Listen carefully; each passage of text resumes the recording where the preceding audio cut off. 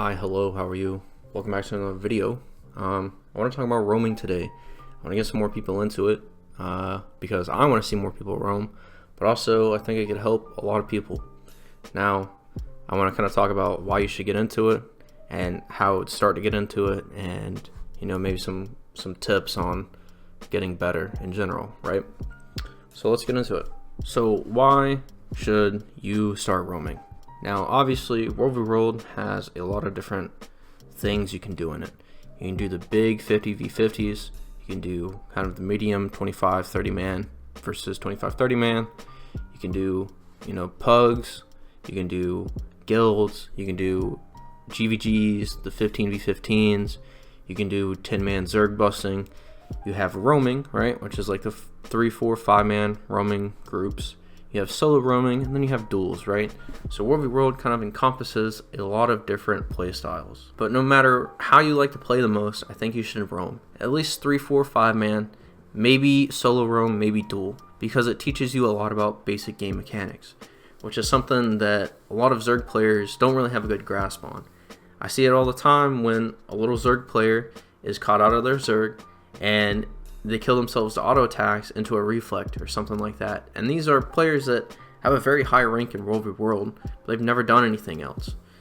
It's hard to see in between those 50 green circles and those 50 red circles that one little reflect and it coming back to damage your team. It's hard to see that, I understand, but players don't even fathom that because they've never seen anything other than the large scale fights. Another thing is movement. Movement is a big thing, especially in Zerg fights, because you get blown up really fast. People don't understand that backpedaling makes your character move a little slower. That's why you get caught out and you die, because you're backpedaling instead of just turning around and hitting the W key. A big thing that you can learn from dueling especially, and solo roaming, is what skills can be casted behind you, because it's not always the best option to turn your character, face whoever you're fighting, cast something, and then turn back around and run away. Sometimes it's better just to turn your camera, cast something, and keep walking. And I know what you're thinking. You think that you could try this in your Zerg. You could figure out what skills can get casted behind you and which ones can't. But you're worried about other things. You're worried about your movement. You're worried about, are you dodging left or right with your commander? Do you need a bomb now? Do you need stab? Do you have stab? Can you give stab? Does this guy need con to clear? Do you have any con to clear? Does this guy need a res? Are we pushing now? Do we need to stealth? Do I need a blast finisher? There's so many things going on. You don't have any real breathing room to try anything. So, that being said, roaming and small scale kind of bridges that gap.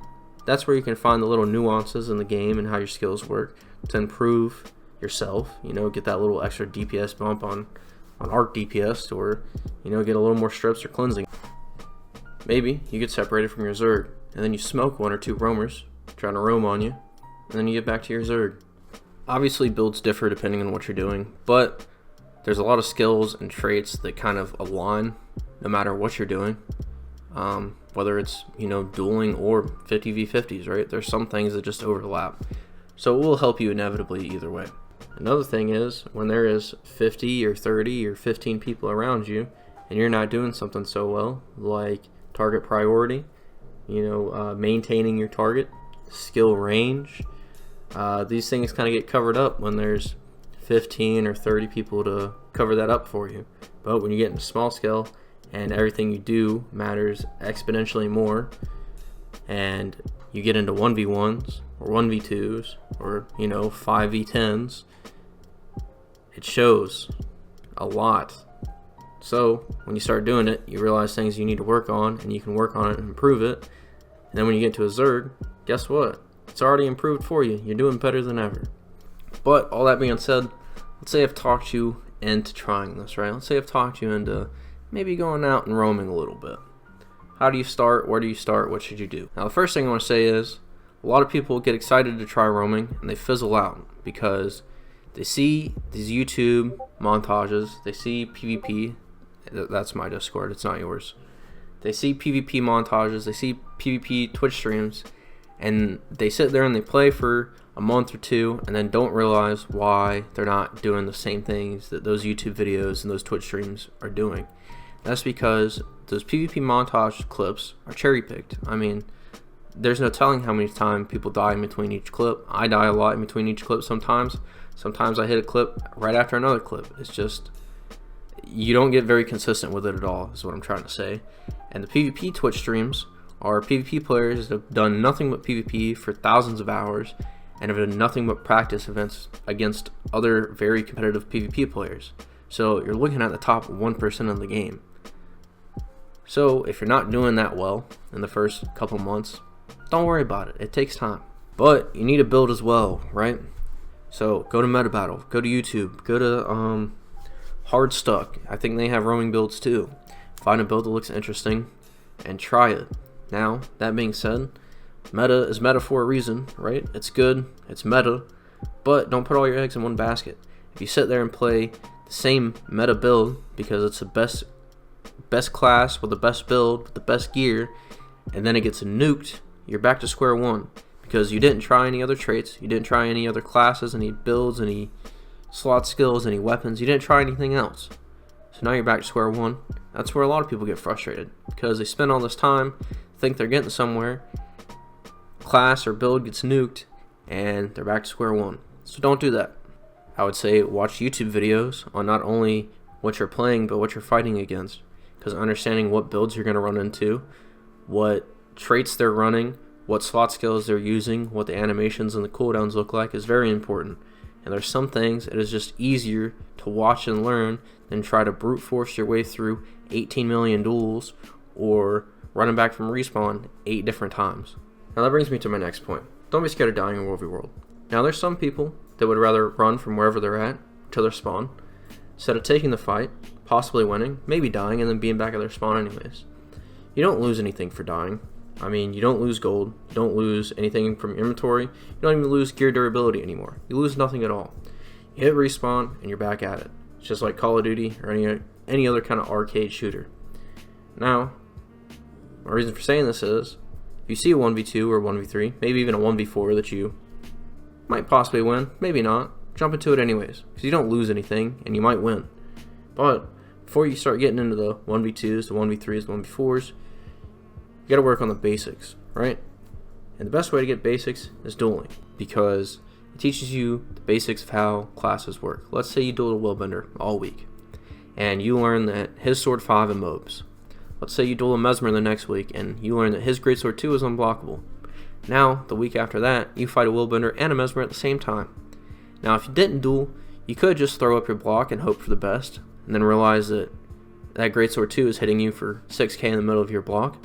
You freak out, you try to dodge, but as soon as your block goes down, you get mobbed by the Willbender with Sword 5, and then you die. Or, you could have dueled for, an hour a day, an hour every couple days. Realize that Greatsword 2 is unblockable. Instead of trying to block it, you dodge it, and then you block the Willbender from mobbing you, and then you win the fight. See how well that translates? See how crazy of a concept that is? But this also helps you in your 5-man groups, right? Understanding that, hey, this Berserker build over here hits hard as a motherfucker. We should kill that first. Or understanding that this Druid is tanky and doesn't do anything but annoy you. So ignore it and don't die trying to kill it. There's a lot of things you can learn from dueling, from solo roaming, and even from small scale that always build up onto the next thing. Let's say you've been dueling on Warrior all week because that's what you play in Zergs. Now you're roaming with 2 of your buddies. One's a DPS, one's a support, and you're on Spellbreaker. Now let's say your DPS friend's getting fucked up. Your support player's getting fucked up because he's trying to support DPS friend. So you go over there, hit him with your F2, interrupt 3-4 people, hit him with the hammer, stun 3-4 people, arc divider, down 1. The other 3 are stunned. Your DPS player's back at full health because you gave your DPS player and your support player breathing room. And now the DPS player kills the rest of them. Guess what? You won that fight. And guess what? When you and your buddies are in a squad, and it's in a half-decent squad that has parties broken up, you have a better DPS player, you have a better support player, and you are a better warrior player. Look at that. But with all that being said, that's pretty much it. Hopefully I talked to 2 people into roaming, maybe even dueling, roaming with some friends maybe. And yeah, so hopefully you try it out. You can see yourself improve in pretty much every aspect of World v World. because you work on the basics a lot more. And with all that being said, if you have any questions or anything, I have a Discord I'll link down below. It's pretty much a Mesmer focused Discord, but there's a lot of roamers for any class, so somebody should be able to answer any questions you have or anything like that. With all that being said, that's it.